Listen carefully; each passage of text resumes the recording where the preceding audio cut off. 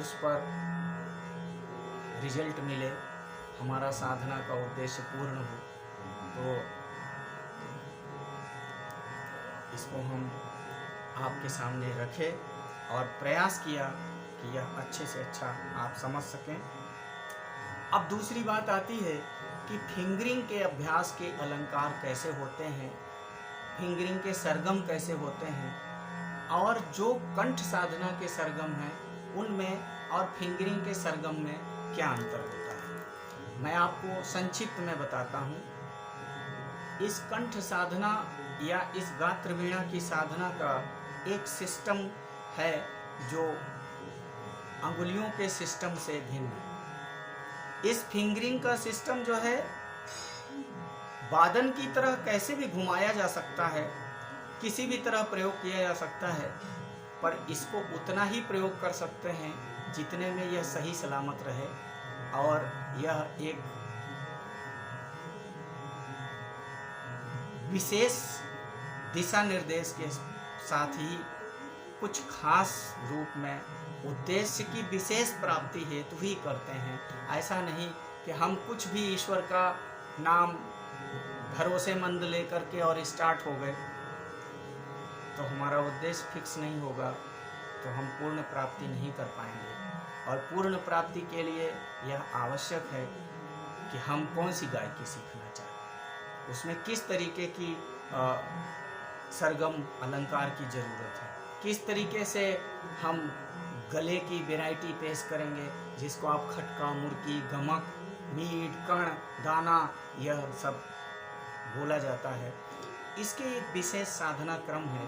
अभी तो हम सामान्य तौर से गीत, भजन, फिल्मी गीत इधर के कॉमन प्रोग्राम के लिए ही करते हैं। फिर एक दूसरा विभाग होगा जो क्लासिकल म्यूजिक का है। क्लासिकल म्यूजिक में ख्याल शैली का गाना बजाना, हर घराने के अपने अपनी क्वालिटी में किस घराने में क्या क्वालिटी प्रधान है, और हमारे सैनिया घराना जो सभी घरानों का उद्गम माना जाता है, उसमें से तानसेन के पूर्व कोई घराना नहीं था। तानसेन की वंश परंपरा से ही घराना चले हैं।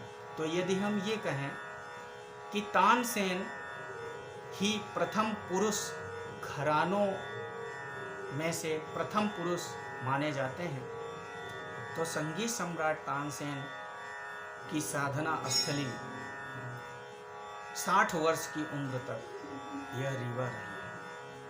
और बड़े खेद के साथ कहना पड़ रहा है कि रीवा में सब कुछ होते हुए भी कहीं कुछ हमसे छूट जाता है। वह हमारे वैचारिक मतभेद हो सकते हैं, पर हम आपसे हार्दिक निवेदन करते हैं कि आप साधना, स्वर साधना का दैनिक अभ्यास यदि आप निरंतर करेंगे तो आपको आमूल चूल परिवर्तन आपके जिंदगी पर, आपके संगीत पर व्याप्त होगा और आपको अच्छी जिंदगी, अच्छी कला, अच्छा जीवन, स्वस्थ दिमाग मिलेगा। ऐसी हमारा अपेक्षा है आपसे, और ऐसा अनुभव मैं, अपना अनुभव मैं आपको शेयर कर रहा हूँ कि यदि आप ऐसा एक बार आजमा के देखिए, यह हम आपसे हाथ जोड़ के विनती करते हैं। इसलिए विनती करते हैं क्योंकि हम एक कला के साधक आपको कला की साधना के लिए प्रार्थना करते हैं, निवेदन करते हैं, अभिनंदन करते हैं कि स्वागत है, आप आएं, आप करें, आप इधर की ओर अग्रसर हों, जिससे आपकी ज़िंदगी खुशहाल हो सके। यदि आप सामान्य परिवार से हैं तो, और यदि आप कलाकार के फैमिली से हैं तो हम आपसे निवेदन करते हैं कि अपने धर्म को बचा के रखें।